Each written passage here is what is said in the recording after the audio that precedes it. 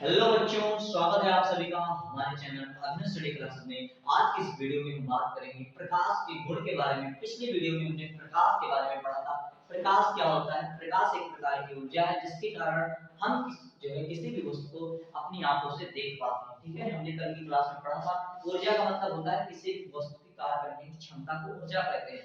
ठीक है, तो प्रकाश एक प्रकार की ऊर्जा है। आज हम पढ़ने वाले हैं, जैसे कि आप देख सकते हैं सामने, प्रकाश के गुण के बारे में। ठीक है, प्रकाश के गुण के बारे में हम चर्चा करते हैं। ये गुण का मतलब क्या है कि कोई भी चीज कैसा व्यवहार कर रही है, कैसा व्यवहार कर रही है, उसे बोलते हैं, उस चीज का गुण बोलते हैं। तो प्रकाश के गुण के बारे में हम चर्चा करते हैं। सबसे पहला है, प्रकाश हमेशा सीधी रेखा में चलता है। प्रकाश मतलब ऐसा नहीं कि वो जिगजैग मोशन करेगा, वो उल्टा सीधा इधर उधर चला जाएगा। नहीं, प्रकाश की जो लाइन होगी, प्रकाश जैसा भी चलेगा वो एकदम सीधी रेखा में, एकदम स्ट्रेट लाइन में चलेगा। बात समझ में आई? अगला है, इसको हम जो प्रकाश सीधी रेखा में चलता है, प्रकाश हमेशा किस में चलता है?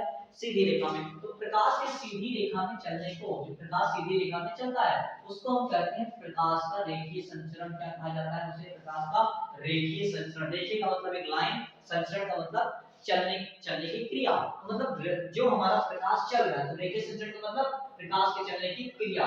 प्रकाश के चलने की क्रिया को क्या कहा जाता है? रेखीय संचरण। रेखीय संचरण, क्योंकि एक लाइन में चलता है प्रकाश। आपको बात समझ में? कौन सी लाइन में चलता है? स्ट्रेट लाइन में चलता है। तो प्रकाश हमेशा सीधी रेखा में चलता है। प्रकाश के सीधी रेखा में चलने को क्या कहते हैं? प्रकाश का रेखीय संचरण कहते हैं।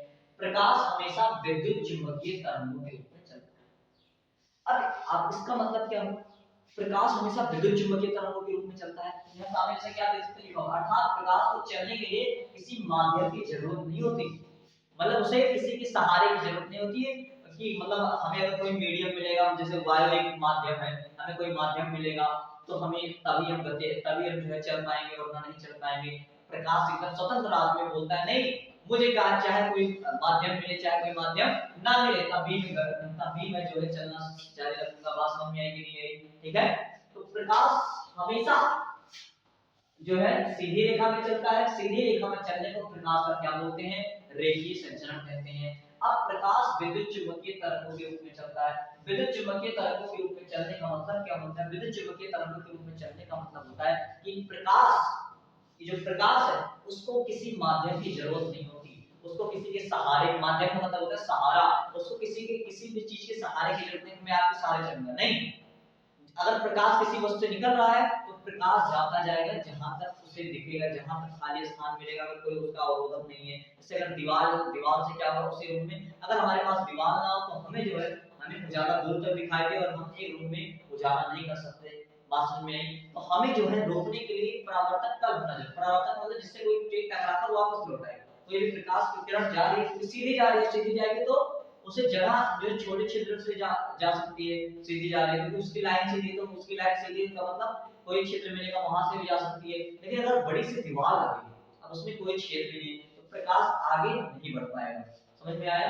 तो मतलब प्रकाश को माध्यम की जरूरत नहीं है, लेकिन चाहे जो माध्यम हो उसका काम बन जाएगा। मतलब प्रकाश हमेशा जो है विद्युत चुंबकीय तरंगों के रूप में चलता है। अर्थात प्रकाश को चलने के लिए किसी माध्यम की जरूरत नहीं होती। मतलब उसे किसी के सहारे की जरूरत बेटा नहीं होती। बात समझ में आ गई होगी? ठीक है, अगला है निर्वात। निर्वात का मतलब जहां पर माध्यम, कोई भी माध्यम होता है, जैसे वायु हो गया, वायु नहीं होती, या कोई और माध्यम, कोई जो है जैसे जाने के लिए कोई माध्यम, जैसे हमें कहीं एक जगह से दूसरी जगह जाने के लिए किसी न किसी चीज की जरूरत होती है। ठीक है, तो वैसे ही प्रकाश को चलने के लिए माध्यम की जरूरत नहीं होती है, हमें जरूरत होती है तुमसे नहीं। तो इस तरह निर्वात का मतलब होता है जहां पर कोई माध्यम काम न कर पा रहा हो, मतलब जहां पर कोई भी अवरोधक ना हो, जहां पर कोई अवरोधक ना हो, जैसे एक खाली जगह, ये निर्वात क्या है? निर्वात। पानी के अगर आप अंदर नीचे जाएंगे तो ये क्या है? निर्वात, क्योंकि वहां पर कोई अवरोधक नहीं है। बात समझ में आई? तो मतलब क्या है? पानी के अंदर जाए तो इसे क्या बोलेंगे? निर्वात बोलेंगे। क्या बोलेंगे? निर्वात। निर्वात का मतलब कोई खाली जगह नहीं है। मतलब खाली जगह बहुत है, सॉरी, खाली जगह बहुत है। मतलब चलने के लिए उसे एक जगह से दूसरी जगह पहुंचना है, उसे एक जगह से दूसरी जगह पहुंचेगा, उसे बीच में रोकने वाला कोई नहीं है। बात समझ में आई? तो उसे बोलते हैं निर्वात माध्यम। तो निर्वात में प्रकाश की चाल की जो स्पीड होती है, ये होती है, इसको याद कर लीजिएगा, वैल्यू में बहुत काम की है, क्वेश्चन में काम आती है। 3 × 10⁸ मीटर प्रति सेकंड इसकी चाल होती है। चाल मतलब स्पीड होता है, चाल बराबर दूरी बटा समय होता है, फॉर्मूला होता है, याद रखिएगा, आगे हम आपको पढ़ाएंगे। यह तरंग तथा कण दोनों की व्यवहार करता है। यहाँ तरंग तथा कण दोनों की तरह व्यवहार करता है। कण क्या होते हैं, बहुत छोटे छोटे होते हैं, उनकी तरह भी चल सकता है।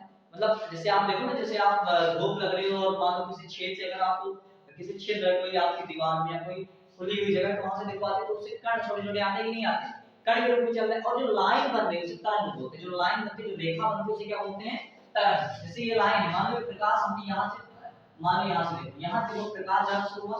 अब ये कोई स्रोत से प्रकाश हुआ, अब ये देखो ऐसे आपका एक लाइन जा रही है। अब बीच में छोटे छोटे पार्टिकल छोटे छोटे होते हैं, छोटे छोटे कण होते हैं, वो भी हमें दिखाई देते हैं। मतलब दोनों की तरह व्यवहार करता है, कण दोनों के साथ व्यवहार करते हैं। मतलब ऐसे लाइट में चलता है, ऐसे हमें हल्का हल्का दिखता है कि नहीं, छोटा छोटा ऐसे ऐसे ऐसे ऐसे दिखता है कि नहीं दिखता है। बात समझ में? तो ये क्या हो गया, हमारे कण होते हैं, और ये क्या हो गई, तरंगे हो गई। ये क्या हो गई, तरंगे हो गई। तो मतलब प्रकाश तरंग तथा इसके दो किसके रूप में चल सकता है, कण, तरंग तथा कण दोनों की तरह व्यवहार करता है। मतलब अगर कण माध्यम में चलेगा, जहां पर कण बहुत सारे होंगे वहां कण की तरह व्यवहार करेगा, और जहां पर व्यवहार मतलब कैसा कैसा किसी के साथ संबंध रखता है, कैसा किसी के साथ बातचीत करता है, मतलब कैसा किसी के साथ, क्योंकि प्रकाश है, प्रकाश तो बातचीत करेगा नहीं, मतलब वो कैसा दिख रहा है, हम कैसा फील कर पा रहे हैं, कण के साथ उसका बिहेवियर क्या है और तरंग के साथ उसका बिहेवियर क्या है। बात समझ में आई? आगे बढ़ते हैं। प्रकाश की तरंग दैर्ध्य, तरंग दैर्ध्य का मतलब लंबाई होती है। प्रकाश की लंबाई जनरली ये देखी जाती है, मतलब कि प्रकाश कहां से कहां तक जा सकता है, देखना समझिएगा। तो इसकी 4000 एंगस्ट्रॉम से 7000 एंगस्ट्रॉम के बीच में प्रकाश की तरंगदैर्ध्य होती है, ठीक है। तरंगदैर्ध्य का मतलब होता है लैम्डा। लैम्डा की वैल्यू किसके बीच में होती है, 4000 से लेकर 7000 एंगस्ट्रॉम के बीच में होती है। बात समझ में? प्रकाश की तरंगदैर्ध्य का ये टॉपिक है यहाँ पर 4000 से, ये वैल्यू भी याद रख लीजिएगा। तो हमने पढ़ा अभी तक प्रकाश के पूरे गुणों के बारे में। प्रकाश हमेशा किसके रूप में चलता है, सीधी रेखा में चलता है, इसे प्रकाश का रेखीय संचरण कहते हैं। प्रकाश विद्युत चुंबकीय तरंगों के रूप में चलता है, अर्थात प्रकाश को चलने के लिए किसी माध्यम की आवश्यकता नहीं होती है। प्रकाश की निर्वात में 4 3 × 10⁸ मीटर प्रति सेकंड होती है। हमने एक समझाया कि तरंग तथा कण के रूप में कैसे व्यवहार कर रहा है। प्रकाश की तरंगदैर्ध्य, प्रकाश की तरंगदैर्ध्य 4000 से लेकर 7000 एंगस्ट्रॉम के बीच होती है। बात समझ में? मतलब प्रकाश की तरंगदैर्ध्य की लंबाई होती है इतने से इतने के बीच में होती है। तरंगदैर्ध्य की लंबाई, तरंगदैर्ध्य की लंबाई समझ में आ गया? तो अब आज की क्लास में हमने पढ़ा प्रकाश के कुछ गुणों के बारे में। ये कुछ ही गुण है, क्योंकि भी बहुत सारे गुण बाकी हैं जिनको हम टॉपिक के रूप में डिस्कशन करते हैं। तो अगली वीडियो में हम पढ़ेंगे, आगे पढ़ेंगे प्रकाश के परावर्तन के बारे में। तो तब तक अभी तक के लिए इतना ही, मिलते हैं नेक्स्ट वीडियो में। तब तक के लिए till then tata bye bye, take care, मिलते हैं नेक्स्ट वीडियो।